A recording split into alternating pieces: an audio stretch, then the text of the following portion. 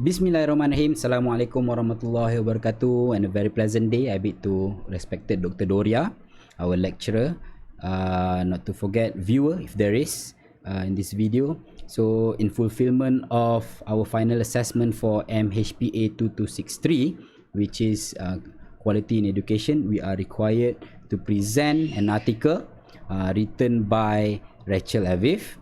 The title of the article is Wrong Answer. So before I start presenting, so let me first introduce myself. I am Muhammad Fikri bin Normi, MHP211053, and this assessment is to be submitted by the 8th of February 2022. So please allow me to proceed with the presentation, in which I will explain to you the summary of the article. All right. And I will explain using the 5W1H method. So what happened? What happened was there was a massive integrity issue among teachers, administration of the school, and the stakeholder. What happened was, initially there were 3 or 4 teachers who broke into the examination room to have a look at the exam question. It was initially just to ensure that whatever come out in the exam, they have already covered the concept. They have already covered. Okay, but then it has become a virus since this act has led to the improvement in terms of the result of the school. It has become practice in that school. So that is why I consider this as an integrity issue among the teachers, which they are not supposed to do this for whatever reason it is. Moving on to the next one. Where did this happen? It happened in Park Middle School, Atlanta, initially, but towards the end of the article, it was also revealed that this also happened in schools in 40 other districts in that country. Next, who involved? Basically, the whole system involved. It was initiated with a few teachers, and then it has become a practice that everybody in the school, including the 2 principals and then superintendents of the school, which is, if it's in Malaysia, we call it as PPS, Pegawai Perhubungan Sekolah, which consists of police officers from the nearest IPD, also involved in this integrity issue. Okay, and the teacher who started was one of them was Damani Luis. Okay, when did this happen? Damani Luis and few other teachers first broke into the examination room in 2006, and then in 2008 the result of the school increased, in which they received a recognition from the local authority, education authority.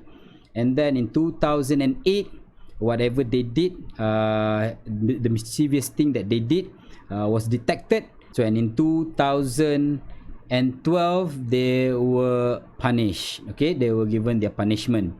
Okay, why did they do this? Definitely, ladies and gentlemen, they did this because they wanted to achieve the desired result. When they achieve the desired result, they will continue receive funding from the government. And there was this one point where the principal, if I would say, I would use this word, blackmailed teachers. If they do not do this, if they stop doing this, they will not receive funding, or even the school will have to shut down. So that is why some of the teachers had to do this. And you know, they use this quote: if you cannot beat them, join them. Okay, this is very dangerous. So next is how do they do this? They erasure of students' answer. They erase the wrong answers answered by the student, and they mark the correct answer, and they also leak the exam questions to student. So allow me to move on to the next part, which is the main quality issue. I have divided this part into 3 main issues, which is the integrity, which I use yellow code, and then ranking and grading I use green, and then leadership I use blue. So if you go through this article, whatever they did, you know, this integrity issue, it was well planned. For example, there was this one time the principal called the exam coordinator out from the examination room just to allow teachers to go into the room and erase the wrong answer made by the student and mark the correct answer. It is well planned, it is very detailed and meticulous. And then finishing the syllabus, chasing the deadline. This is not right, because in one class usually it consists of students of different ability, so finishing syllabus, catching a deadline is not right. In this article, they were given 2 weeks for them to finish one topic, if I'm not mistaken, 2 weeks to teach percentage. Okay, 2 weeks to teach percentage. If they don't finish within that 2 weeks, because of the student, meaning to say that they are not good. You see, it is very demotivated. If I were one of the teacher, I would be very demotivated by this one. And then delay taking attendance. So this actually happened to me when I was teaching in my previous school. We had to do this actually. See, it was also an integrity part lah, but I have to admit it was not right. But somehow we were just a normal, an ordinary teacher. So we had to delay taking attendance. By right, it should be recorded before 8 in the morning, but in order to let the student come to school and to have a very good record of attendance, we delayed. Okay, and then last but not least is blessing matters. Whatever it is, ladies and gentlemen, as a teacher, I always remind myself that blessing matters. Like what happened in Louis' family, they separated with the wife. It was mentioned in the article. They separated with the wife. They were struggling for the hak penjagaan anak. Secondly is the ranking and grading issue. So ladies and gentlemen, the school put unrealistic target for the teachers to achieve. So for example, it was mentioned there 58% of students need to pass mathematics and 67% of the students need to pass language arts subject. This is not right. I just want to take one example what is happening in our local school, ETR and TOV. Every year we receive different student, different set of student, but we will still use the same ETR. We will still use the same ETR regardless of the TOV. Okay, what's the main point? We have different set of students, we have different mind, we have different ability, we have students from different background, but yet we still use the same ETR. If let's say last year achieved 3.9, next year they will need to become better. They need to at least 3.8 or 3.7. This is not right. And then exam oriented, passing the test really matters here. Class, this is not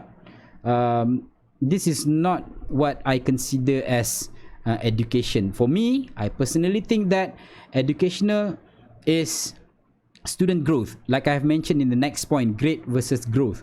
It's growth, it's improvement that you want to see. You cannot expect a student who got 20 marks to get A towards the end of the year. If they manage to get at least 30 marks or 40 marks, it is actually good enough, because we know that they improve.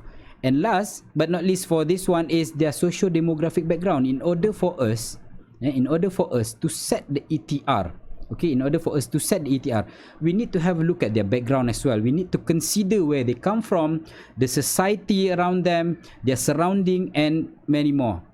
Okay, moving on to the next one is leadership.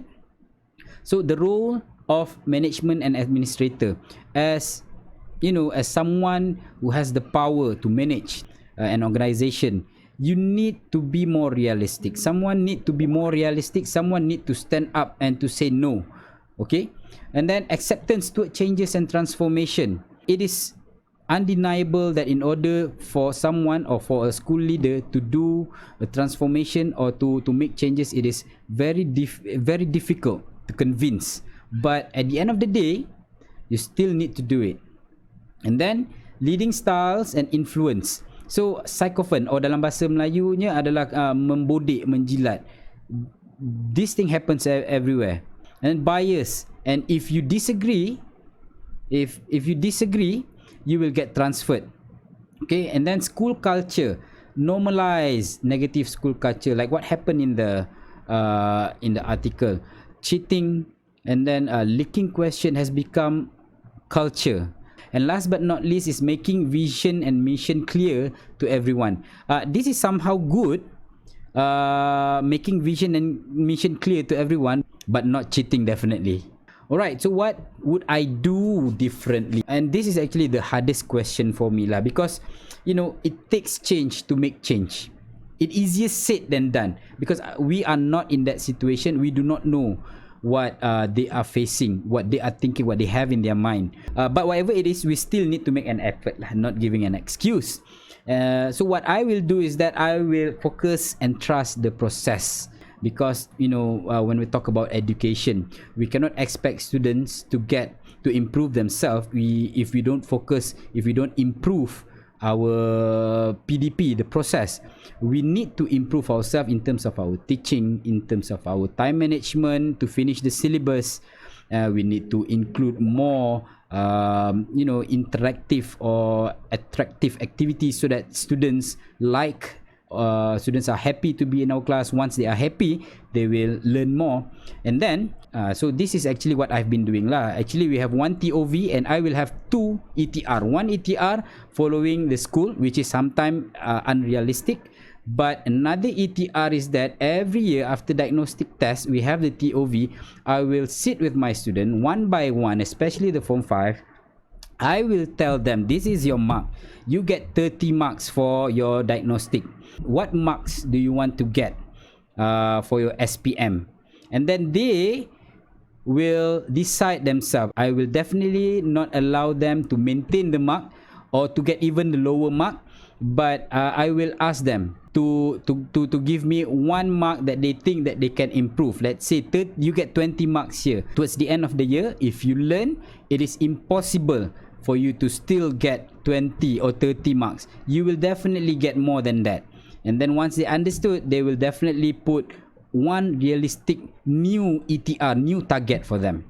Okay, and then skill versus grade. I will always acknowledge my students' diversity in terms of their skill or in terms of their grade. Some people are good here, but some people are good here. They are more hands-on. So whatever they are doing, teachers need to acknowledge their ability, their specialty. And then next, of course, in order to improve the students, we ourselves as teachers need to improve. Okay, so I will do self-reflection. I will first change myself. I do self-transformation and become the agent of change. So but at the end of the day, we still need to be realistic lah, because we are working in an organization. Even though we disagree, we do not want to have bad reputation, bad relationship with the other colleagues.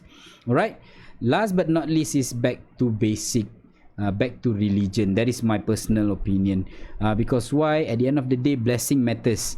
Whatever we are doing, let's say we really want student to improve, but cheating is not the right one. So we need to avoid them. Remember, whatever we do, we will spend the salary for our student, for our family. So we need that source to come from, you know, good sources. Okay, good source of income. So ladies and gentlemen, I think that is all from me. I hope that my presentation is clear.